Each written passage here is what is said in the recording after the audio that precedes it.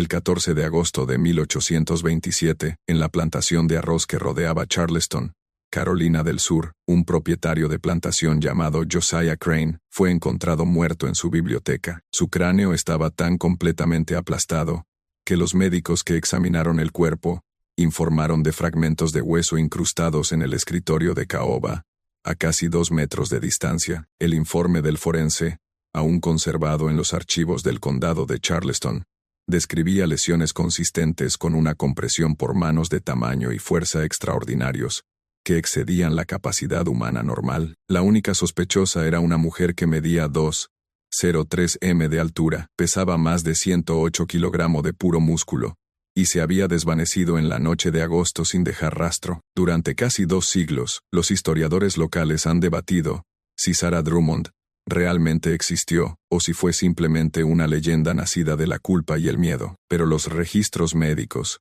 los documentos de venta y los testimonios de testigos presenciales sugieren algo mucho más inquietante, que era absolutamente real y que lo que sucedió en esa biblioteca fue la conclusión inevitable de un horror que se había estado gestando durante años. Antes de continuar con la historia de Sarah Drummond y la noche que conmocionó a la sociedad de Charleston, hasta sumirla en un silencio que duró generaciones, quiero preguntarte algo. Si te fascinan los verdaderos misterios históricos que desdibujan la línea entre el hecho documentado y la leyenda aterradora, presiona ese botón de suscripción ahora mismo y, por favor, deja un comentario diciéndome desde qué estado o ciudad estás escuchando. Leo cada uno de ellos y me encanta saber que estas olvidadas historias estadounidenses están llegando a personas de todo el país. Ahora, retrocedamos a donde realmente comenzó esta pesadilla. La historia de Sarah Drummond no comienza con violencia. Comienza con dinero. En la primavera de 1823, el puerto de Charleston estaba experimentando una de sus temporadas comerciales más activas en décadas. Barcos llegaban semanalmente desde el Caribe, desde África Occidental, desde las regiones tabacaleras de Virginia, todos transportando carga humana para ser vendida en los mercados de Charmer Street y Gadsden's Wharf. Charleston no era solo una ciudad portuaria, era el corazón palpitante del comercio doméstico de esclavos en el sur de Estados Unidos, un lugar donde se hacían fortunas mediante la compra y venta de seres humanos, con la misma eficiencia casual que las pacas de algodón o los barriles de arroz. Las plantaciones de arroz que rodeaban Charleston eran operaciones particularmente brutales. A diferencia de los campos de algodón del interior, el cultivo de arroz requería que los trabajadores permanecieran en el agua durante horas, en pantanos repletos de mosquitos portadores de malaria, serpientes venenosas y caimanes. La tasa de mortalidad entre los trabajadores esclavizados en las plantaciones de arroz era asombrosa. Algunas estimaciones históricas sugieren que casi el 30% de las personas esclavizadas que trabajaban en los campos de arroz morían durante su primer año. El trabajo era tan peligroso, tan agotador, tan mortal, que los propietarios de las plantaciones necesitaban comprar constantemente nuevos trabajadores para reemplazar a los que habían perecido. Esto creó una economía perversa. Los traficantes de esclavos recorrían los estados del sur en busca de trabajadores fuertes y sanos que pudieran soportar la brutalidad de los pantanos de arroz, y ocasionalmente encontraban algo inusual, algo que alcanzaría un precio extraordinario. En marzo de 1823, un traficante de esclavos llamado Caleb Rutherford llegó a Charleston con una cuerda de 37 personas que había comprado en Virginia y Carolina del Norte. Entre ellas había una joven, quizás de 19 o 20 años, que inmediatamente llamó la atención por una razón inconfundible. Era enorme. Los relatos contemporáneos de los registros de la casa de subastas la describen con una altura cercana a los 2,13 m, con una complexión de una anchura y musculatura inusuales. Testigos en la subasta informaron que tenía que agacharse para entrar por las puertas, y que sus manos eran tan grandes que podían rodear completamente la cabeza de un hombre. Su nombre, según los documentos de la subasta, era Sarah. No se registró ningún apellido en los papeles de venta iniciales, como era práctica común. Había nacido en una pequeña granja en Piedmont, Carolina del Norte, hija de una mujer esclavizada cuyo nombre se ha perdido en la historia. A partir de los registros dispersos que sobreviven, parece que Sarah padecía una condición que la medicina moderna reconocería como gigantismo pituitario, un trastorno raro causado por un exceso de hormona del crecimiento, generalmente debido a un tumor benigno en la glándula pituitaria. En la década de 1820, sin embargo, no existía tal comprensión médica. Para la gente que la veía, Sarah era simplemente un fenómeno de la naturaleza, una curiosidad y, potencialmente, una muy valiosa. La subasta tuvo lugar en una húmeda mañana de martes a finales de marzo. La casa de subastas en Chalmers Street estaba abarrotada de hacendados, comerciantes y curiosos que habían oído rumores sobre la mujer gigante. Cuando Sarah fue llevada a la plataforma, todavía encadenada por las muñecas y los tobillos, un murmullo recorrió a la multitud. Era casi una cabeza más alta que el subastador, un hombre corpulento llamado James Van der Horst, que había realizado miles de estas ventas, pero que admitió más tarde a sus amigos que nunca había visto nada parecido. La puja comenzó en $400, una suma ya considerable. En cuestión de minutos, había subido a 800, luego a 1,000. Los hacendados gritaban sus ofertas, cada uno tratando de superar al otro, viendo en Sarah no solo una trabajadora, sino un espectáculo, alguien que podría atraer visitantes, alguien que podría ser exhibida. La oferta ganadora provino de un hombre que estaba de pie cerca del fondo de la sala. Su nombre era Josiah Crane, y pagó $300 por Sarah Drummond. Fue uno de los precios más altos jamás registrados por una sola persona esclavizada en una subasta de Charleston en ese año. Crane era un hacendado arrocero que poseía una plantación de tamaño mediano llamada Marsh Bend, ubicada a unos 29 kilómetros al suroeste de Charleston, en lo profundo de la red de pantanos de marea y ríos serpenteantes que caracterizaban el Low Country. Tenía 42 años. Era viudo, y tenía la reputación, entre otros hacendados, de ser un hombre que dirigía su plantación con mano de hierro, y no tenía paciencia para lo que él llamaba blandura en el manejo de los trabajadores esclavizados. Mientras Sarah era llevada lejos del bloque de subastas, con las muñecas ahora atadas y la marca de propiedad de Crane quemada en un collar de cuero alrededor de su cuello, los testigos informaron que nunca emitió un sonido, no lloró, no se resistió, simplemente miró al frente con ojos oscuros e indescifrables. Su enorme cuerpo se movía con una extraña y silenciosa gracia a pesar de las cadenas. Nadie en esa subasta podría haber sabido lo que acababan de presenciar. No podrían haber sabido que estaban viendo el comienzo de una historia que terminaría en sangre, misterio y una leyenda que atormentaría a Low Country por generaciones. Pero quizás deberían haber sospechado algo, porque según los registros, mientras Crane llevaba a Sarah a su carreta para el viaje a Marsh Bend, se escuchó a una anciana entre la multitud, una mujer negra libre que vendía flores cerca del mercado, decir: ese hombre acaba de comprar su propia muerte. La plantación Marsh Bend era todo por lo que el Low Country era conocido, y todo lo que lo convertía en un infierno para aquellos forzados a trabajar allí. La casa principal era una estructura de 2 pisos, construida en estilo georgiano, con columnas blancas, y una amplia veranda que daba a los campos de arroz que se extendían hacia el río Ashley. Detrás de la casa principal se encontraba el edificio de la cocina, la casa del capataz,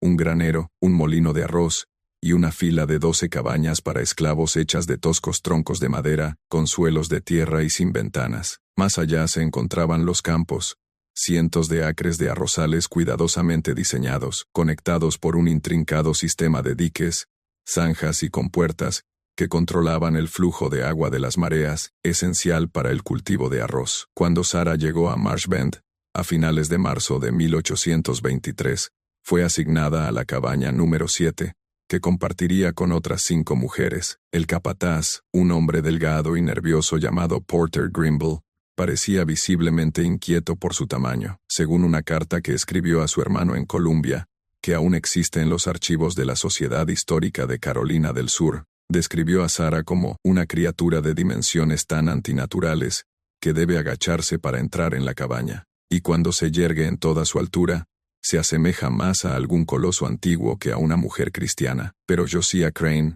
no había pagado $300 por Sarah simplemente para que trabajara en los campos. Tenía otra cosa en mente. En la primera semana de su llegada, Crane comenzó a exhibir a Sarah a los visitantes. Invitaba a hacendados vecinos, comerciantes de Charleston, e incluso a caballeros viajeros a Marsh Bend, específicamente para ver a la gigante que había adquirido. Sarah era llevada a la casa principal, obligada a pararse en el salón, o en la veranda delantera, y se le ordenaba demostrar su tamaño y fuerza. Crane la hacía levantar objetos pesados, barriles llenos de arroz, yunques de hierro, incluso cerdos adultos. Se paraba a su lado para que los visitantes pudieran ver la dramática diferencia de altura. Hacía que extendiera sus manos para que los hombres pudieran colocar las suyas dentro de las de ella, y maravillarse con la diferencia. Una entrada del diario de un médico de Charleston llamado Dr. Edmund Porcher, que visitó Marsh Bend en mayo de 1823, ofrece una visión escalofriante de estas exhibiciones. El Dr. Porcher escribió: «El señor Crane ha adquirido un espécimen femenino de proporciones muy extraordinarias. Mide al menos 6 pies y medio de altura, quizás más, con manos y pies de tal dimensión que apenas podía dar crédito a mis propias mediciones. Su fuerza parece acorde con su tamaño. La observé levantar un barril de arroz que pesaba no menos de 300 libras, con aparente facilidad. El señor Crane me informa que ha recibido numerosas ofertas para comprarla, pero las rechaza, ya que se ha convertido en toda una atracción en nuestro condado. Confieso que su visión me produjo una sensación inquietante, como si la propia naturaleza hubiera estado experimentando con proporciones más allá de los límites normales de la forma humana. Para Sarah, estas exhibiciones eran solo el comienzo de su sufrimiento en Marsh Bend. Cuando no estaba siendo exhibida para los invitados de Crane, la ponían a trabajar en los campos de arroz en condiciones que habrían quebrado a la mayoría de las personas en meses. El cultivo de arroz en el Low Country de Carolina del Sur era un trabajo agotador y peligroso. Los trabajadores se adentraban en los campos inundados antes del amanecer, permaneciendo en el agua hasta los muslos durante 10 a 12 horas seguidas, inclinados bajo el sol abrasador, plantando, deshiervando o cosechando arroz. El agua era salobre, llena de sanguijuelas y mocasines de agua. El aire zumbaba con nubes de mosquitos. El calor era sofocante, empeorado por la humedad que ascendía de los pantanos. El extraordinario tamaño de Sarah la convertía tanto en un activo como en un objetivo. Podía cargar pesos que requerirían 2 o 3 trabajadores normales. Podía operar los pesados morteros de madera utilizados para trillar el arroz con una velocidad y potencia que asombraban incluso al capataz, pero su visibilidad también la hacía vulnerable. Cuando Crane quería dar un ejemplo, para demostrar lo que les sucedía a los que trabajaban demasiado lento o mostraban desafío, a menudo elegía a Sarah.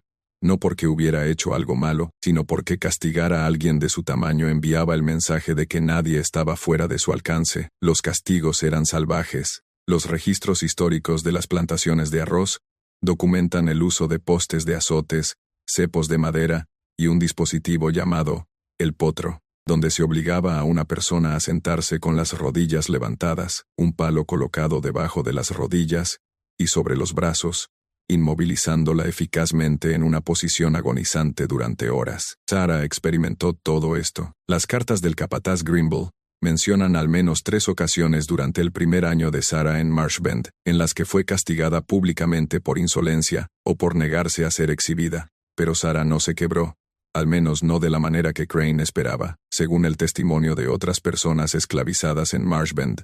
Testimonio que solo se recopilaría años más tarde en circunstancias muy diferentes. Sarah se convirtió en alguien a quien la comunidad temía y en quien confiaba. Su fuerza se utilizaba para las tareas más duras: mover las enormes compuertas que controlaban el flujo de agua hacia los campos de arroz, acarrear madera para reparaciones, sacar botes del agua.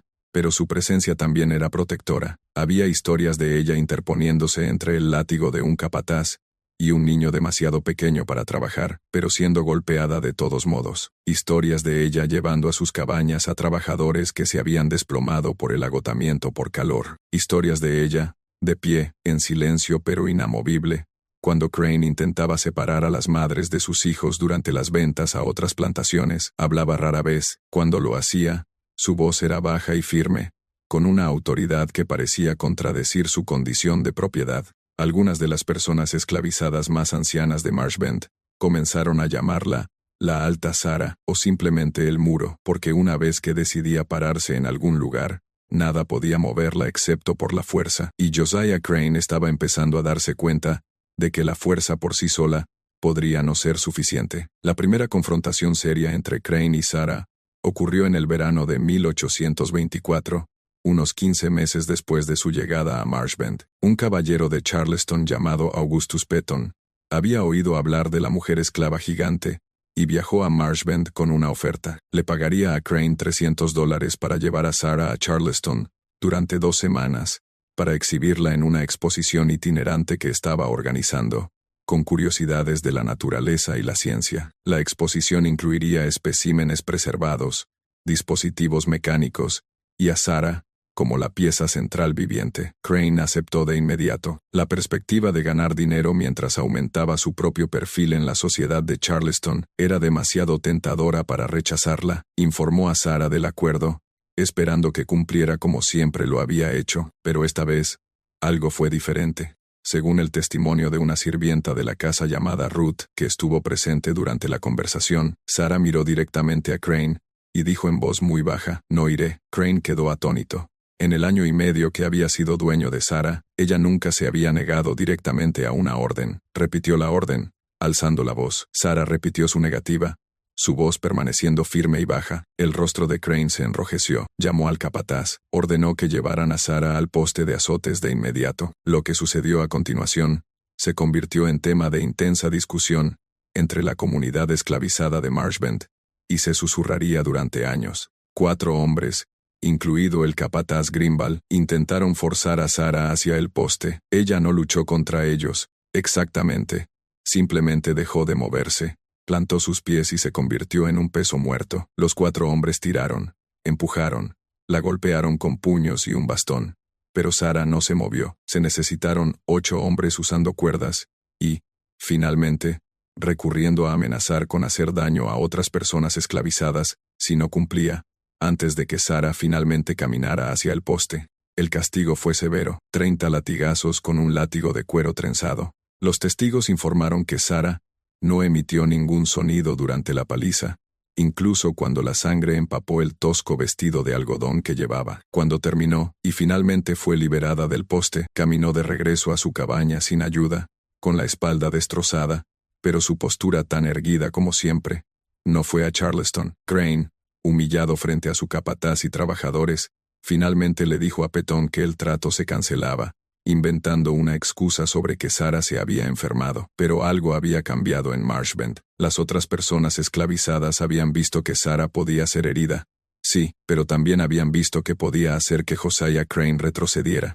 Eso asustó a Crane más de lo que estaba dispuesto a admitir. Durante el año siguiente, se desarrolló un equilibrio incómodo. Crane continuó exhibiendo a Sarah a los visitantes que venían a Marshbend, pero dejó de intentar sacarla de la plantación. Sarah continuó trabajando en los campos con la misma fuerza silenciosa e implacable. Los castigos continuaron, pero se volvieron menos frecuentes, como si Crane entendiera que cada uno disminuía su autoridad en lugar de reforzarla. Pero bajo la superficie de esa rutina diaria, algo más estaba creciendo, algo que llegaría a una terrible culminación en una calurosa noche de agosto de 1827, y lo cambiaría todo. Porque en la primavera de 1826, Sarah quedó embarazada. El padre del hijo de Sarah nunca fue registrado oficialmente, pero el testimonio de otras personas esclavizadas en Marshbend cuenta una historia consistente. Su nombre era Marcus, un hombre de unos 30 años que trabajaba como carpintero en la plantación, hábil en el intrincado trabajo de madera necesario para mantener los molinos de arroz y los sistemas de compuertas. Marcus había llegado a Marshbend 2 años antes que Sarah, comprado en una venta de bienes en Georgetown. Era conocido como un hombre tranquilo y reflexivo, que podía arreglar casi cualquier cosa, y que había perdido a su propia esposa e hija cuando se las vendieron años antes. La relación de Marcus y Sarah nació, según todos los informes, del respeto mutuo más que de la pasión. En un mundo donde se les quitaba tanto, donde sus cuerpos y su trabajo pertenecían a otra persona, encontraron el uno en el otro algo parecido a una sociedad. Se sentaban juntos por las tardes después de que terminaba el trabajo, hablando en voz baja fuera de las cabañas. Marcus le contaba a Sarah sobre los lugares en los que había estado, las cosas que había construido. Sarah, que había sido trasladada tantas veces en su joven vida que apenas recordaba el rostro de su propia madre, escuchaba. Cuando Sarah descubrió que estaba embarazada a principios de 1826, la noticia se extendió rápidamente por los barracones de esclavos. El embarazo en una plantación siempre era complicado,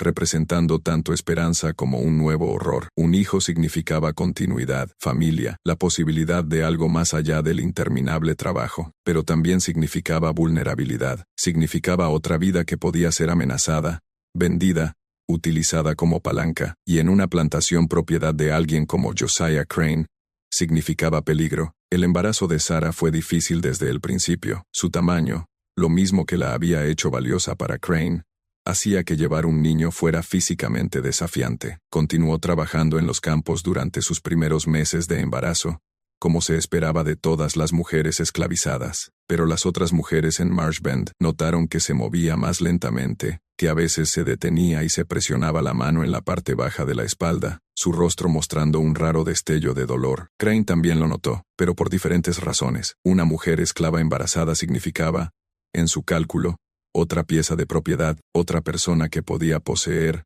vender o usar. Comenzó a hablar abiertamente sobre el niño, diciéndoles a los visitantes que esperaba que el infante fuera de un tamaño inusual, dadas las extraordinarias dimensiones de la madre, y especulando sobre qué precio podría alcanzar tal niño cuando tuviera la edad suficiente para venderlo. Estos comentarios, escuchados por los sirvientes de la casa y transmitidos a los barracones, llenaron a Sarah de un pavor frío que nunca antes había sentido. Había soportado palizas, humillación, agotamiento, hambre, pero la idea de que su hijo fuera tratado como Crane la había tratado a ella, exhibido como un animal, castigado por entretenimiento, quizás eventualmente vendido, era algo diferente, algo insoportable. Marcus notó el cambio en Sarah. Se volvió aún más silenciosa de lo habitual, su rostro duro, sus ojos distantes. Por la noche, se sentaba fuera de la cabaña con las manos en el vientre, mirando hacia la casa principal con una expresión que asustaba incluso a quienes la conocían bien.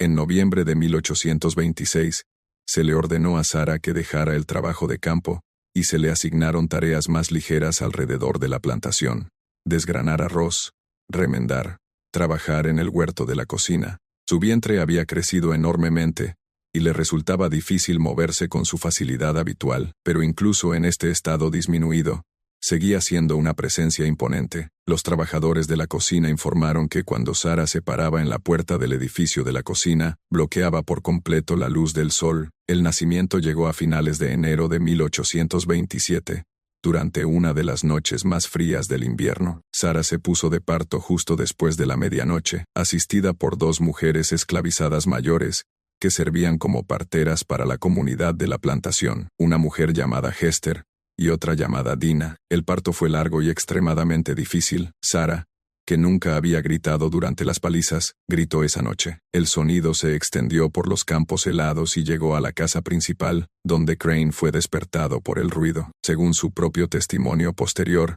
encendió una linterna y caminó hacia los barracones de esclavos, parándose fuera de la cabaña 7, y escuchando los sonidos del interior. Justo antes del amanecer, nació el bebé, un niño. Era grande para un recién nacido, casi 5 kilos, pero por lo demás parecía sano y normal. Cuando el bebé lloró, Hester testificaría más tarde, Sarah lloró por primera vez que alguien en Marsh Bend la había visto. Sostuvo a su hijo contra su pecho, examinando sus diminutas manos, su rostro, susurrando palabras que nadie más pudo oír. A Marcus se le permitió entrar en la cabaña poco después del nacimiento. Se paró junto a Sarah, mirando al niño, y los que estaban presentes informaron que algo pasó entre ellos en ese momento, algún entendimiento o decisión tácita. Sarah llamó a su hijo Jacob. Era un nombre bíblico común entre las personas esclavizadas, que conllevaba connotaciones de lucha y supervivencia. Durante unas breves semanas, a pesar de todo, hubo algo parecido a la felicidad en la cabaña 7. Sarah amamantaba a Jacob, lo sostenía durante horas, le cantaba en una voz baja que sonaba como un trueno distante. Marcus tallaba pequeños juguetes para el bebé, diminutos animales de madera que colocaba en la cuna que él mismo había construido. Pero Josiah Crane estaba observando y esperando. Para el verano de 1827, Jacob tenía 6 meses, crecía rápidamente, ya era más grande que la mayoría de los bebés de su edad, y había comenzado a sonreír y a alcanzar cosas con sus manos regordetas. Sarah había vuelto al trabajo, pero un trabajo más ligero que antes, principalmente alrededor de los edificios de la plantación. Mantenía a Jacob con ella siempre que era posible, llevándolo en la cadera o en la espalda mientras trabajaba, sin perderlo de vista por mucho tiempo. Marcus había construido una cabaña mejor para ellos, usando madera de desecho y sus habilidades para mejorar la estructura, añadiendo una puerta real con un pestillo y una pequeña ventana con postigos. Todavía era una cabaña de esclavos, apenas un refugio adecuado, pero era suya, y dentro de esas toscas paredes, intentaron construir algo parecido a una familia, pero en Charleston, las finanzas de Josiah Crane se estaban deteriorando. El mercado del arroz había sido inestable durante varios años, y Crane había hecho algunas inversiones desastrosas en una empresa naviera que colapsó. Debía dinero a múltiples acreedores, y se estaban volviendo insistentes. Para julio de 1827, Crane enfrentaba la posibilidad real de perder Marshbend por completo, si no podía recaudar capital rápidamente. La solución en su mente era simple: vender a algunos de sus trabajadores esclavizados. Podía vender a 5 o 6 personas y saldar suficiente deuda para estabilizar su posición. La pregunta era a quiénes vender. En una húmeda tarde de martes a principios de agosto, un traficante de esclavos llamado Nathaniel Gadsden llegó a Marshbend. Gadsden era bien conocido en el mercado de Charleston, un hombre que se especializaba en comprar personas esclavizadas de hacendados con problemas financieros, y luego revenderlas en subasta, o a propietarios de plantaciones más al sur, en Georgia y Florida. Tenía la reputación de negociar duramente, y de no importarle dónde terminaban las familias después de que las compraba. Crane y Gadsden pasaron varias horas caminando por la plantación, inspeccionando a los trabajadores esclavizados, discutiendo sus edades, habilidades y precios potenciales. Cuando llegaron al área cerca del huerto de la cocina donde Sarah estaba trabajando con Jacob durmiendo en un cabestrillo de tela en su espalda, Gadsden se detuvo y miró fijamente. La conversación que siguió fue escuchada por un joven llamado Peter, que se suponía que estaba acarreando agua, pero se había escondido detrás de una pila de leña lo suficientemente cerca para oír. El testimonio de Peter, dado muchos años después, proporciona el único relato directo de lo que se dijo. Gadsden: santo Dios, ¿es esa la mujer gigante de la que oí hablar? Crane: esa es Sarah, 203M, la trabajadora más fuerte que tengo. Gadsden: ¿y el niño? Crane: su hijo, unos 6 meses. Gadsden se acercó, rodeando a Sarah mientras ella continuaba trabajando, con el rostro inexpresivo. Parecía particularmente interesado en Jacob. Gadsden: cuanto por el niño. Las manos de Sarah dejaron de moverse. No se dio la vuelta, pero todo su cuerpo se puso rígido. Crane: no había considerado venderlo por separado. Gadsden: tengo un comprador en Savannah.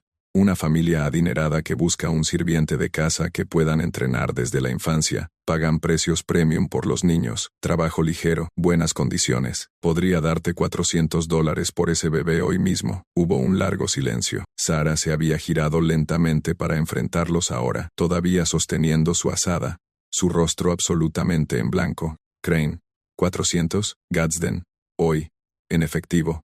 Me lo llevo conmigo cuando me vaya esta tarde. Peter informó que Sarah emitió un sonido entonces, bajo en su garganta, como un animal, pero no habló. Crane la miró, luego de nuevo a Gadsden. Crane: necesito considerarlo, pero todos los que escucharon esa conversación sabían la verdad. Josiah Crane necesitaba $400 más de lo que necesitaba mantener a un bebé de 6 meses en su plantación. Era solo cuestión de tiempo. Esa noche, en la cabaña 7, Sarah y Marcus hablaron en susurros urgentes hasta mucho después del anochecer. Nadie sabe exactamente qué dijeron, pero la decisión que tomaron resonaría en la historia. A la mañana siguiente, 13 de agosto de 1827, Marcus se había ido. Se había desvanecido durante la noche, sin llevarse nada más que la ropa que llevaba puesta. Que un hombre esclavizado se escapara de una plantación no era inusual, aunque era extremadamente peligroso. Las carreteras estaban patrulladas. Los cazadores de esclavos operaban por todo el Low Country con perros y armas. El castigo para los fugitivos capturados era salvaje, pero Marcus no huyó solo, porque escondido en el forro de su abrigo, cosido allí por la propia Sarah, había un mapa detallado que Marcus había dibujado de la plantación, el área circundante y el camino a Charleston, junto con una carta. La carta estaba dirigida a cualquiera en Charleston que pudiera ayudar, explicando que Josiah Crane planeaba vender a un niño pequeño y suplicando intervención. asistencia, cualquier cosa que pudiera detenerlo. Era un plan desesperado, casi con certeza condenado al fracaso, pero era el único plan que tenían. Crane fue informado de la desaparición de Marcus justo después del amanecer. Su reacción fue explosiva. Ordenó al capataz Grimble que organizara una partida de búsqueda de inmediato, que contactara a la patrulla de esclavos, que enviara jinetes a Charleston para vigilar las carreteras. La plantación fue un caos toda la mañana, mientras hombres a caballo se dispersaban por los pantanos y campos circundantes, buscando cualquier señal de Marcus. Lo encontraron poco después del mediodía, a unos 13 kilómetros de Marsh Bend, tratando de cruzar un arroyo. La patrulla de esclavos tenía perros, y Marcus había dejado un rastro en el barro blando cerca del agua. Lo trajeron de vuelta a Marsh Bend, atado con cuerdas, sangrando por mordeduras de perro en brazos y piernas, pero todavía vivo. Lo que sucedió a continuación se convirtió en objeto de testimonio en múltiples procedimientos legales durante los meses siguientes, aunque los relatos varían dependiendo de quién hablaba y cuándo. Crane ordenó que llevaran a Marcus al poste de azotes de inmediato. Anunció que él personalmente administraría el castigo, y que sería lo suficientemente severo como para servir de advertencia a cualquiera que pudiera considerar huir. Toda la comunidad esclavizada fue obligada a reunirse y observar. A Sarah la hicieron pararse al frente, sosteniendo a Jacob. El castigo fue brutal, incluso para los estándares de esa época y lugar. 50 latigazos con un pesado látigo de cuero. Marcus fue atado al poste, su camisa arrancada. Crane blandió el látigo él mismo, poniendo toda su fuerza en cada golpe. La sangre apareció en la espalda de Marcus después del 5.º latigazo. Después del 10.º, su piel estaba desgarrada en varios lugares. Después del 20.º, había dejado de gritar y colgaba inerte contra las cuerdas. Sarah lo vio todo, su rostro como de piedra tallada, sus brazos alrededor de Jacob, que ahora lloraba, asustado por los sonidos y la atmósfera de violencia. Los testigos informaron que los ojos de Sarah nunca se apartaron del rostro de Marcus, y que Marcus, en los breves momentos en que estuvo consciente, solo la miró a ella. Cuando terminó, Marcus fue desatado y arrastrado a su cabaña, apenas consciente. Crane se volvió para dirigirse a la multitud reunida, su propio rostro enrojecido y sudoroso, con salpicaduras de sangre en su camisa. Anunció que cualquiera que ayudara a un fugitivo, cualquiera que incluso supiera de un plan de escape, y no lo informara, recibiría el mismo castigo. Luego despidió a todos de vuelta al trabajo, a todos, excepto a Sarah. Crane se le acercó, parándose tan cerca que ella tuvo que mirarlo hacia abajo. Él era un hombre de estatura media, y junto a Sarah, parecía casi un niño, pero su voz era dura y fría. Mañana por la mañana dijo, el señor Gadsden regresa, y se llevará a tu hijo. No te resistirás, le entregarás al niño en silencio. Si causas algún problema, si haces alguna escena, haré que azoten a Marcus de nuevo, y esta vez, no sobrevivirá. ¿Me entiendes? Sarah no dijo nada, simplemente miró a Crane con esos ojos oscuros e indescifrables. Después de un largo momento, Crane se dio la vuelta y regresó a la casa principal. Esa noche, la plantación estaba anormalmente silenciosa. Incluso los sonidos normales del pantano parecían apagados, como si el mundo mismo contuviera la respiración. En la cabaña 7, Sarah se sentó en el suelo, sosteniendo a Jacob, meciéndolo lentamente mientras dormía. En otra cabaña, Marcus yacía boca abajo, su espalda destrozada tratada con grasa y hierbas por las otras personas esclavizadas, entrando y saliendo de la conciencia. Y en la casa principal, Josiah Crane estaba sentado en su biblioteca, revisando sus libros de contabilidad, calculando cómo los $400 de la venta de Jacob aliviarían sus presiones financieras inmediatas. Bebió brandy, y ocasionalmente miró por la ventana hacia los barracones de esclavos,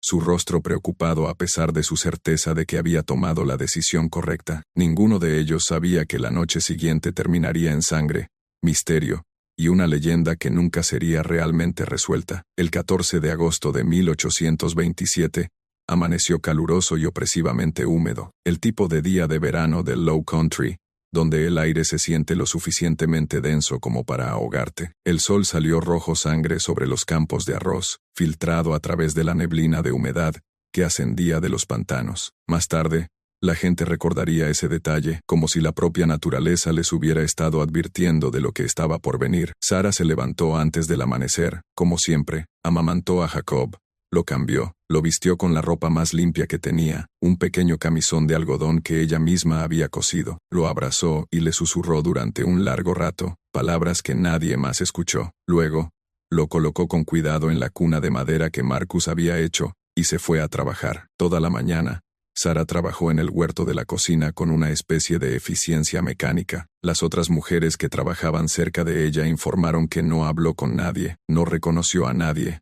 Simplemente se movió a través de sus tareas con el rostro inexpresivo y sus movimientos precisos. Varias personas intentaron hablar con ella, ofrecerle simpatía o apoyo, pero no respondió. Era como si se hubiera retirado a un lugar profundo dentro de sí misma, a un lugar al que nadie podía llegar. Alrededor de media mañana, Nathaniel Gadsden llegó a Marsh Bend en una carreta conducida por su asistente, un joven cuyo nombre no está registrado. Gadsden fue directamente a la casa principal y fue conducido a la biblioteca de Crane, donde los dos hombres finalizaron su transacción. $400 en efectivo, intercambiados por papeles de propiedad, redactados apresuradamente para un infante llamado Jacob, de 6 meses de edad, propiedad de Josiah Crane, ahora vendido a Nathaniel Gadsden. Al mediodía, Crane envió un mensaje de que Sarah debía llevar al niño a la casa principal. El mensaje fue entregado por una sirvienta de la casa llamada Ruth, quien tuvo la tarea poco envidiable de caminar hasta el huerto y decirle a Sarah que era hora de entregar a su hijo. La reacción de Sarah fue inesperada. Simplemente asintió, dejó su azada, se limpió las manos en su vestido y caminó tranquilamente hacia la cabaña 7. Salió unos minutos más tarde cargando a Jacob, que estaba despierto y miraba a su alrededor con ojos curiosos. Caminó hacia la casa principal sin prisa, sin dudar, su rostro todavía sin mostrar ninguna emoción. Las otras personas esclavizadas la vieron irse, muchas de ellas llorando. Algunos esperaban que corriera, que luchara, que hiciera algo. Pero Sarah simplemente caminó firmemente a través del patio, subió los escalones de la casa principal y desapareció dentro. Lo que sucedió en los siguientes 15 minutos proviene de múltiples testimonios, principalmente de Ruth, que estaba presente en la casa, y del capataz Grimble, que fue llamado al interior durante el intercambio. Sarah entró en la biblioteca donde Crane y Gadsden esperaban. Se paró justo dentro de la puerta, sosteniendo a Jacob contra su pecho. Crane le hizo un gesto para que se acercara. Dio 3 pasos hacia adelante y se detuvo. Los hombres esperaron a que se acercara más, pero no se movió. Después de un silencio incómodo, Crane habló. Sarah, dale el niño al señor Gadsden. Sarah miró a Gadsden, luego a Crane. Con una voz tan baja que tuvieron que esforzarse para oír, dijo, por favor. Fue la primera vez que alguien en Marsh Bend había oído a Sarah rogar por algo. El rostro de Crane se endureció. El asunto está zanjado, Sarah. Dale el niño ahora. Los brazos de Sarah se apretaron alrededor de Jacob. Su voz se elevó ligeramente. Por favor, trabajaré más duro. Haré cualquier cosa. Por favor, no se lleve a mi hijo. Gadsden se movió incómodo. Crane se levantó de detrás de su escritorio. Su voz aguda. Te olvidas de tu lugar. No ruegas. Obedeces. Entrega al niño. Ahora mismo. Por un largo momento, Sarah no se movió. Luego, lentamente, miró a Jacob, le besó la frente, le susurró algo, y luego, con manos que temblaban por primera vez que alguien la había visto, lo extendió hacia Gadsden. Gadsden dio un paso adelante y tomó a Jacob de sus brazos. El bebé, sintiendo el cambio, comenzó a llorar. El sonido pareció romper algo en la habitación. El rostro de Sarah se contrajo por un segundo, mostrando una angustia cruda, antes de que lo forzara de nuevo a la inexpresión. Pero sus manos, ahora vacías, todavía estaban extendidas, como si no pudiera comprender del todo que ya no sostenían a su hijo. Crane, quizás sintiendo una punzada de algo parecido a la culpa, o quizás solo queriendo que la escena terminara, dijo más suavemente, el niño estará bien cuidado, Sarah, va a una buena situación. Tú trabajarás, y quizás con el tiempo puedas tener otros hijos. Ahora, vuelve a tu trabajo. Sarah bajó las manos lentamente, miró a Crane, con una expresión que Ruth describiría más tarde como más allá del odio, más allá de la desesperación, algo frío y final. Luego se dio la vuelta y salió de la biblioteca, salió de la casa principal y regresó hacia los barracones de esclavos. Gadsden se fue de Marsh Bend poco después del mediodía con Jacob envuelto en una manta en la carreta, llorando por su madre. Vieron a Sarah de pie cerca de la cabaña 7, observando cómo la carreta descendía por el largo camino de entrada hacia la carretera principal. Se quedó allí sin moverse durante casi una hora después de que la carreta hubiera desaparecido de la vista. La tarde transcurrió en una atmósfera extraña y tensa. Todos en Marshbend sabían que algo terrible había ocurrido, pero las rutinas de la vida en la plantación continuaron de todos modos. El trabajo tenía que hacerse, el arroz no se cosecharía solo, así que la gente regresó a los campos, a sus tareas, moviéndose mecánicamente, mientras sus mentes estaban en otra parte. Sarah también volvió a trabajar, pero algo había cambiado. Varias personas testificaron más tarde que sus movimientos parecían diferentes, más deliberados, casi rituales. Trabajó firmemente durante la tarde, rechazando la comida cuando se la ofrecieron, sin hablar con nadie. Cuando el sol comenzó a ponerse, pintando el cielo de naranjas y púrpuras intensos, finalmente dejó de trabajar. Caminó hasta la cabaña donde yacía Marcus, recuperándose de su paliza. Entró sin llamar y se sentó junto a su jergón. Marcus estaba despierto, su rostro contraído por el dolor, pero sus ojos alerta. Según el testimonio de otros en la cabaña, que fingieron dormir pero escucharon, Sarah y Marcus hablaron en voz baja durante casi una hora. Las palabras exactas nunca se registraron, pero el tono fue descrito como final, como si se estuvieran despidiendo. En un momento dado, Marcus extendió la mano y tomó la de Sarah, y se sentaron así en silencio durante un largo rato. Cuando Sarah finalmente se levantó para irse, Marcus dijo algo que varias personas oyeron claramente: «Haz lo que tengas que hacer». Sarah regresó a la cabaña 7 cuando la oscuridad descendió por completo. No comió la cena. Se sentó en el suelo con la espalda contra la pared, mirando la cuna vacía que Marcus había construido, su rostro iluminado por la tenue luz de una sola vela. Alrededor de las 9, se levantó, apagó la vela, y salió de la cabaña. Varias personas la vieron caminando por los terrenos de la plantación, hacia la casa principal. Su figura era inconfundible, incluso en la oscuridad, imponente, y moviéndose con esa extraña y silenciosa gracia. Un hombre, un anciano trabajador de campo llamado Solomon, testificó más tarde que la llamó, preguntándole a dónde iba. Sarah no respondió.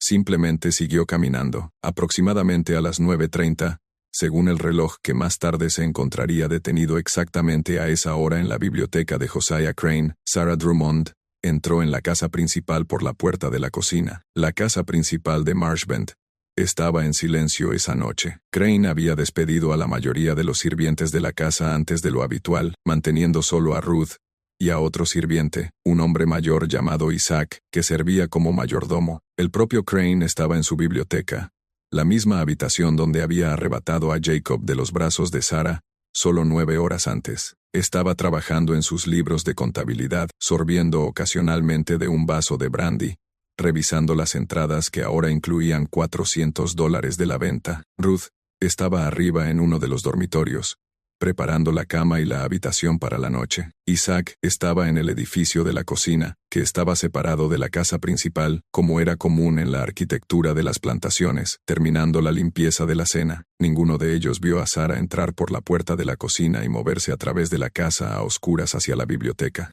Lo que sucedió en los siguientes minutos ha sido reconstruido, a partir de evidencia física, de los testimonios de quienes llegaron poco después, y de un testigo crucial, Ruth, quien escuchó ruidos en la planta baja y bajó a investigar. Según el testimonio de Ruth, dado 3 días después al magistrado de Charleston, primero escuchó la voz de Crane, elevada con ira, pero no exactamente gritando. No pudo distinguir las palabras, pero el tono era inconfundible. Luego escuchó otra voz, mucho más baja, que reconoció inmediatamente como la de Sarah. Ruth comenzó a bajar las escaleras, moviéndose en silencio, sin saber si debía intervenir o no. Cuando llegó al pie de las escaleras, escuchó a Crane gritar: «¿Cómo te atreves a entrar en esta casa? Sal de inmediato, o haré que te azoten, hasta que no puedas mantenerte en pie». La respuesta de Sarah fue demasiado baja para que Ruth la oyera claramente, pero provocó que Crane gritara de nuevo: «El niño está vendido, el asunto está terminado, no tienes derechos aquí, no posees nada,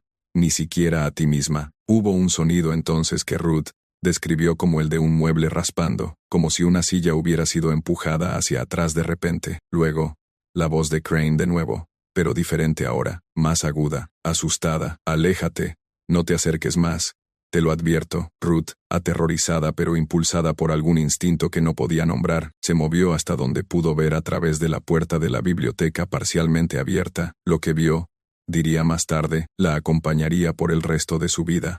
Sarah estaba de pie en el centro de la biblioteca, su cabeza casi tocando el techo. Crane se había replegado contra su escritorio, su rostro pálido, una mano buscando algo detrás de él. La lámpara sobre el escritorio proyectaba sombras salvajes, haciendo que la figura de Sarah pareciera aún más grande, casi inhumana en sus proporciones. «Quiero a mi hijo de vuelta», dijo Sarah. Su voz era perfectamente tranquila, perfectamente firme. «Imposible», dijo Crane. «Está vendido. La ley me apoya.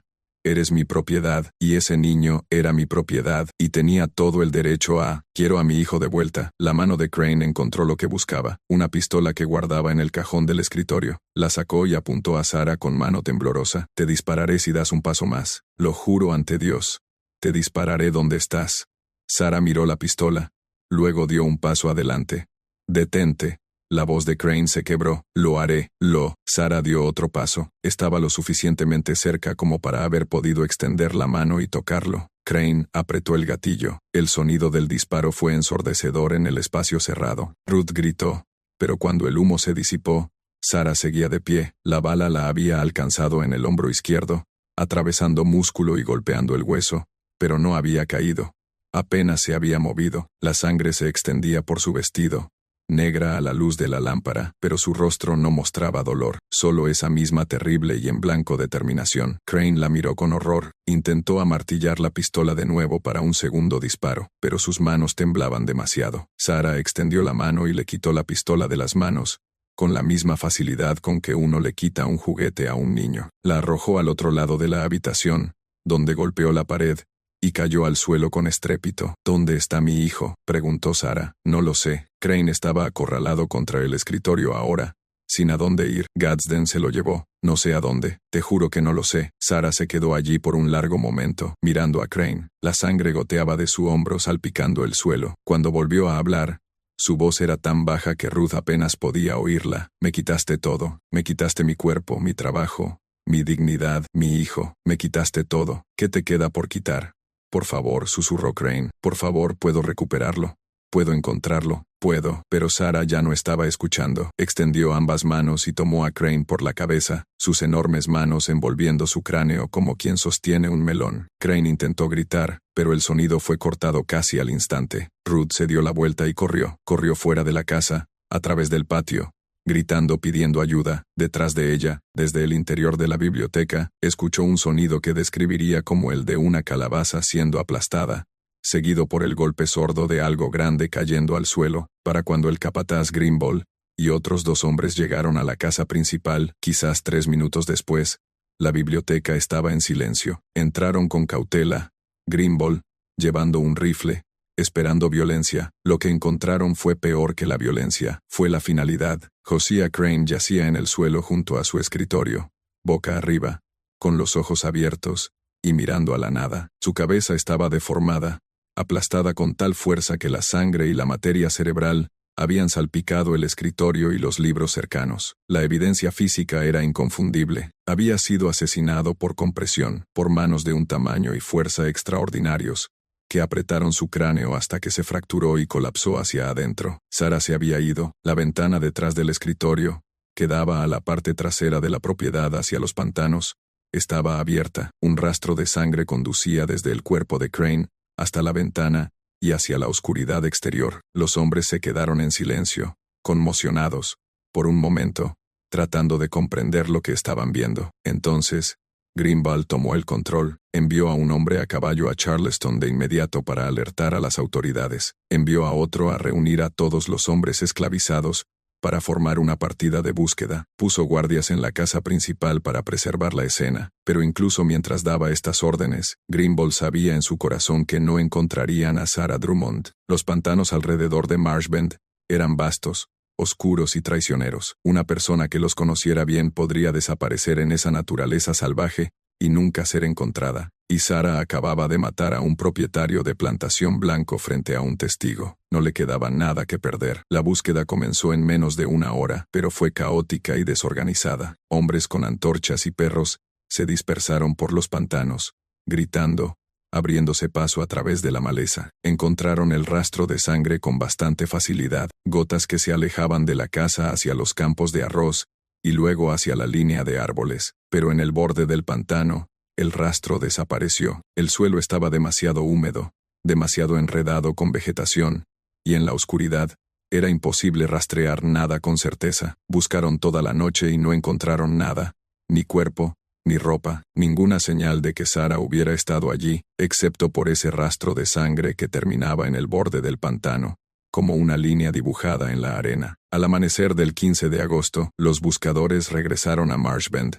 exhaustos, y con las manos vacías. Justo cuando pensábamos que el horror en Marshbend había llegado a su fin, la investigación reveló algo que atormentaría a la sociedad de Charleston durante generaciones. Si esta historia te está dando escalofríos, comparte este video con un amigo que ame los misterios oscuros. Dale al botón de me gusta para apoyar nuestro contenido, y no olvides suscribirte para no perderte nunca historias como esta. Descubramos juntos qué sucede a continuación, porque el misterio de Sarah Drummond apenas comenzaba. Las autoridades de Charleston llegaron a Marshbend en la tarde del 15 de agosto, lideradas por un magistrado llamado William Huger, y acompañadas por el sheriff, 2 ayudantes, y un médico llamado Dr. James Pello. Lo que encontraron fue una plantación en caos, con la comunidad esclavizada, aterrorizada y en silencio, el capataz abrumado, y una escena del crimen que desafiaba una explicación fácil. El examen del cuerpo de Josiah Crane,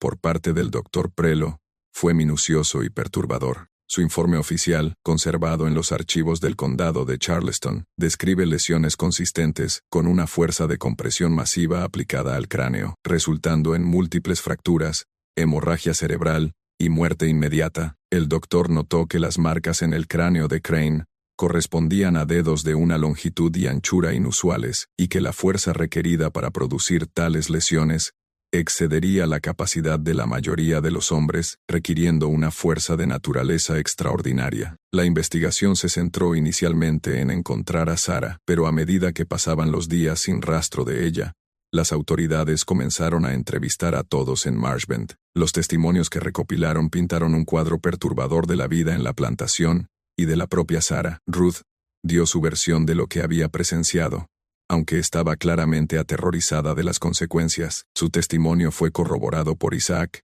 quien había escuchado el disparo, y había visto el rastro de sangre de Sarah saliendo de la casa. Otras personas esclavizadas testificaron sobre el tamaño de Sarah, su fuerza, los años de abuso que había sufrido, y la venta de su hijo la mañana del asesinato. El descubrimiento de la herida de bala complicó las cosas. Las autoridades encontraron la pistola donde Sarah la había arrojado, y la bala alojada en la pared detrás de donde ella había estado de pie. Esto significaba que Crane le había disparado a Sarah antes de que ella lo matara, lo que planteaba incómodas cuestiones legales sobre la legítima defensa. ¿Podía una persona esclavizada reclamar legítima defensa contra su dueño?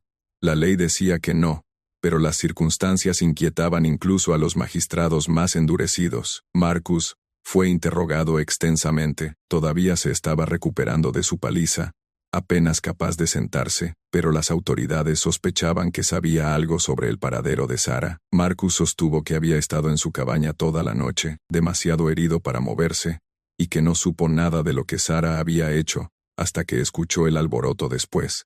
Varias otras personas esclavizadas confirmaron su historia. Las autoridades no tuvieron más remedio que aceptarla, aunque seguían sospechando. A medida que la noticia del asesinato se extendía por Charleston y el Low Country circundante, la reacción pública fue dividida e intensa. Entre la clase propietaria de plantaciones, hubo indignación y miedo. Si una mujer esclavizada podía matar a su dueño con impunidad y luego desaparecer, ¿qué significaba eso para la estabilidad de todo el sistema? Se convocaron reuniones de emergencia, se aumentaron las patrullas, se impusieron nuevas restricciones a los movimientos de las personas esclavizadas. Pero entre otras comunidades, particularmente la gente negra libre y aquellos opuestos a la esclavitud, la historia adquirió diferentes dimensiones. Sarah se convirtió para algunos en un símbolo de resistencia, para otros, una historia con moraleja sobre la violencia inevitable que producía la esclavitud. Para otros más, era simplemente una madre que había sido llevada más allá de su límite. La búsqueda de Sarah continuó durante semanas, expandiéndose mucho más allá de Marshbend. Se contrataron cazadores de esclavos.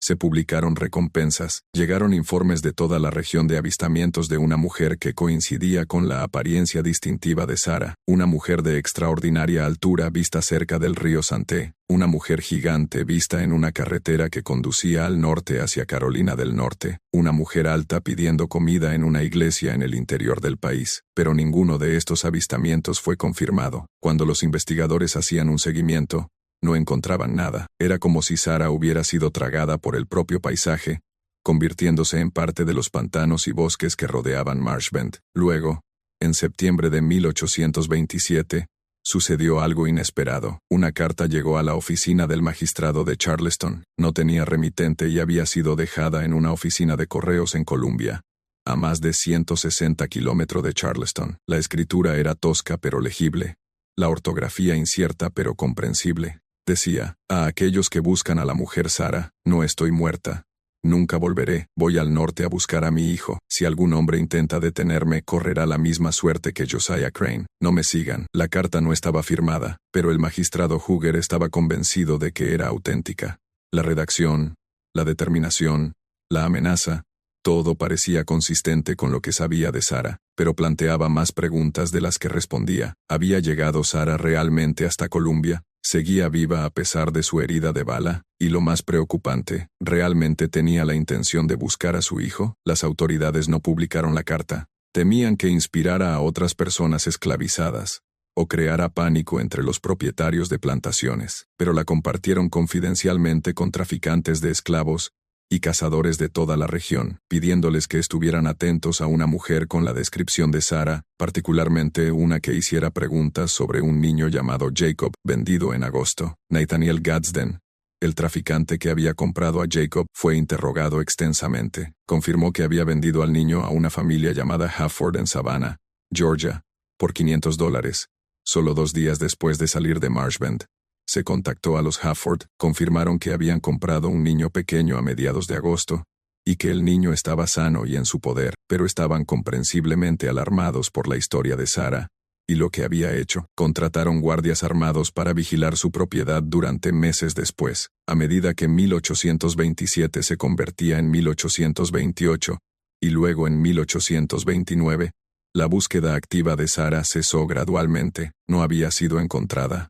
No había sido reportada en ningún lugar con certeza. Las autoridades concluyeron que probablemente había muerto a causa de su herida de bala en algún lugar de la naturaleza. Su cuerpo nunca fue recuperado. El caso se cerró oficialmente, aunque una orden de arresto permanente permaneció en los libros durante décadas. Pero la historia no terminó ahí, porque con los años, con las décadas, los rumores persistieron. En los años siguientes a la desaparición de Sarah, comenzaron a surgir historias de todo el sur sobre encuentros con una mujer de tamaño extraordinario. Estas historias se susurraban en los barracones de esclavos, se compartían en comunidades negras libres, a veces incluso eran reportadas por viajeros blancos que afirmaban haber visto algo inexplicable. En 1831, un grupo de personas esclavizadas fugitivas que llegaron a Pensilvania a través del ferrocarril subterráneo, informó que habían sido ayudadas en su viaje por una mujer que describieron como una gigante, más alta que cualquier persona que hubiéramos visto,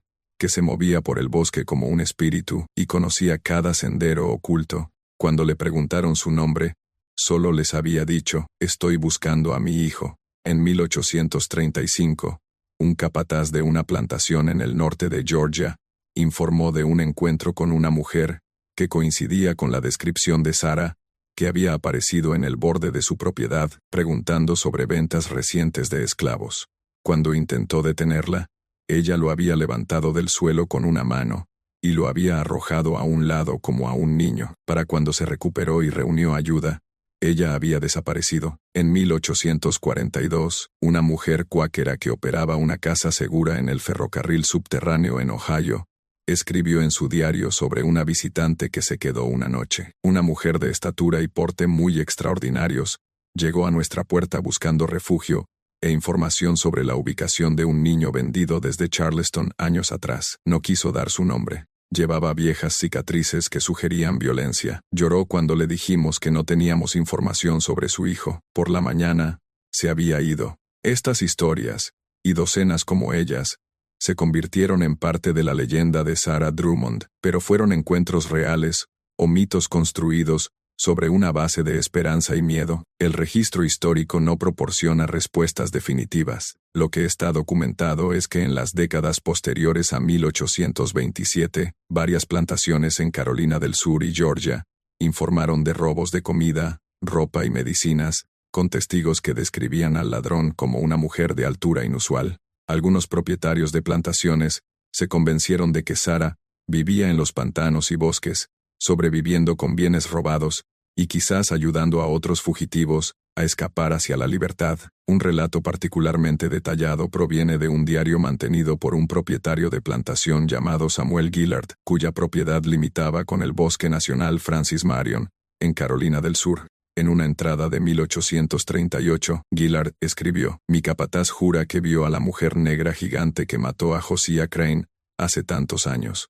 Dice que estaba observando nuestra propiedad desde la línea de árboles al anochecer, tan quieta que parecía parte del bosque mismo. Cuando se acercó, ella simplemente se dio la vuelta y desapareció en el bosque. La rastreó por una milla, pero perdió el rastro en un arroyo. Confieso que no sé si creerle o atribuir esto a una imaginación hiperactiva alimentada por demasiado whisky, pero estaba genuinamente conmocionado, y no es un hombre dado a fantasías».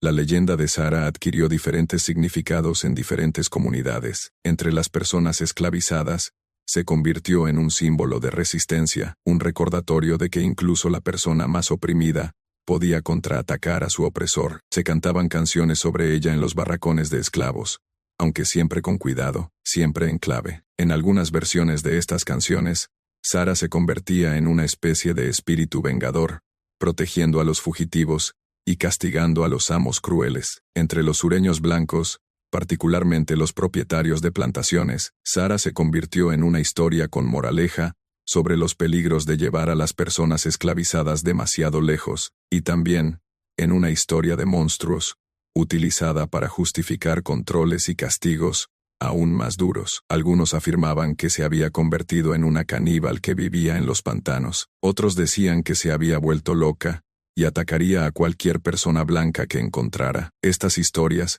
por absurdas que fueran, revelaban profundas ansiedades sobre el sistema de esclavitud en sí mismo y lo que podría suceder si ese sistema fuera verdaderamente desafiado. Las comunidades negras libres y los abolicionistas del norte contaron otra versión de la historia de Sarah. En su relato, se convirtió en una heroína que había dado un golpe por la libertad y luego escapado al norte, quizás incluso llegando a Canadá. Algunos afirmaban que se había reunido con su hijo, otros decían que se había convertido en una conductora activa en el ferrocarril subterráneo, usando su conocimiento de la naturaleza salvaje del sur para guiar a cientos de personas hacia la libertad. La verdad, como suele ser el caso con las leyendas, probablemente fue mucho más mundana y trágica que cualquiera de estas historias, pero un hecho seguía siendo incontrovertible: Sarah Drummond nunca fue capturada, nunca se confirmó su muerte, y nunca fue vista de nuevo con certeza por nadie que pudiera probarlo. Al investigar esta historia, he examinado cada documento, cada testimonio, cada fragmento de evidencia que queda de esa noche de agosto de 1827, y los años que siguieron. Y aunque no puedo decirles con absoluta certeza qué le sucedió a Sarah Drummond después de que trepó por la ventana de esa biblioteca y desapareció en los pantanos, puedo decirles lo que la evidencia sugiere. La herida de bala que Sarah recibió de Josiah Crane era grave. El informe del forense notó sangre en la escena consistente con una herida significativa. El doctor Pelo, quien examinó la escena al día siguiente, declaró que sin tratamiento médico, tal herida probablemente conduciría a una infección y a la muerte en días o semanas. Sarah no tenía acceso a atención médica. Era una fugitiva en un paisaje hostil, siendo activamente cazada por hombres con perros y armas. El escenario más probable, el que la mayoría de los historiadores que han estudiado este caso aceptan, es que Sarah murió a los pocos días de escapar de Marshbend. Probablemente avanzó cierta distancia en los pantanos, quizás siguiendo cursos de agua donde los perros no podían rastrear su olor, pero finalmente sucumbió a su herida. Su cuerpo, si murió en los pantanos profundos, habría sido rápidamente consumido por el ecosistema, caimanes, cerdos salvajes, y el simple proceso de descomposición en ese ambiente cálido y húmedo. En cuestión de semanas, no habría quedado nada que encontrar. Esta explicación explica por qué nunca ocurrieron avistamientos confirmados de Sarah, por qué las autoridades nunca encontraron ninguna evidencia sólida de su existencia continuada, y por qué el rastro de sangre de Marchband terminó tan abruptamente. Es la conclusión racional basada en la evidencia, y sin embargo, hay detalles que no encajan del todo en esta explicación ordenada. La carta recibida en Columbia fue real, alguien la escribió, alguien que conocía detalles sobre Sarah, que no eran de conocimiento público. Si Sarah murió en los pantanos cerca de Marchband, ¿quién escribió esa carta? Los informes de los operativos del ferrocarril subterráneo también son difíciles de descartar por completo. Eran personas serias, comprometidas con su causa, no dadas a difundir falsos rumores. Cuando informaron de encuentros con una mujer que coincidía con la descripción de Sarah, lo hicieron en correspondencia privada y diarios personales, no en declaraciones públicas destinadas a inspirar o engañar. Y hay una pieza más de evidencia que he guardado para el final, porque es quizás la más intrigante y la más difícil de verificar. En 1889, 62 años después de la muerte de Josiah Crane, un médico en Filadelfia llamado Dr. Robert Hayes estaba tratando a una anciana mujer negra en su lecho de enferma. La mujer se estaba muriendo, y en sus últimos días, le contó una historia al Dr. Hayes. Afirmó que su madre había sido una esclava fugitiva de Carolina del Sur, una mujer de tamaño extraordinario que había matado a su dueño en la década de 1820. La mujer dijo que su madre había sobrevivido durante años en la naturaleza antes de finalmente llegar al norte, con la ayuda de comunidades negras libres y abolicionistas cuáqueros. Dijo que su madre había buscado a su primer hijo, un niño llamado Jacob, durante más de una década, pero nunca lo encontró. Finalmente, se había establecido en Pensilvania, había tomado un nuevo nombre, y había vivido tranquilamente hasta su muerte, en 1867. El doctor Hayes escribió sobre esta conversación, en una carta a un colega, señalando que había encontrado la historia de la mujer notable, pero imposible de verificar. La mujer misma murió 2 días después de su conversación. El doctor Hayes nunca supo su nombre, y no hizo ningún esfuerzo por investigar sus afirmaciones. La carta fue descubierta en 2003 por un historiador que investigaba las prácticas médicas de la era de la Guerra Civil en Filadelfia. ¿Podría esta mujer haber sido la hija de Sarah Drummond? ¿Podría Sarah realmente haber sobrevivido? ¿Realmente haber escapado? ¿Realmente haber vivido hasta una edad avanzada en Pensilvania? Nunca lo sabremos con certeza. La evidencia es demasiado escasa, demasiado circunstancial, separada por demasiados años. Lo que sí sabemos, lo que está incontrovertiblemente documentado y es real, es lo que sucedió en la noche del 14 de agosto de 1827, en esa biblioteca en Marchband. Sabemos que una mujer que había sido tratada como propiedad, exhibida como una curiosidad, trabajada hasta el agotamiento, golpeada y humillada, finalmente llegó a un punto en el que no tenía nada que perder. Sabemos que cuando le quitaron a su hijo, cuando la última cosa que le importaba fue arrancada de sus brazos y vendida por $400, algo dentro de ella se rompió, o quizás no se rompió, quizás se cristalizó en algo duro, final e imparable. Sabemos que Josiah Crane murió esa noche, su cráneo aplastado por las manos desnudas de Sarah. Sabemos que Sarah desapareció y nunca fue encontrada. Y sabemos que durante casi 2 siglos,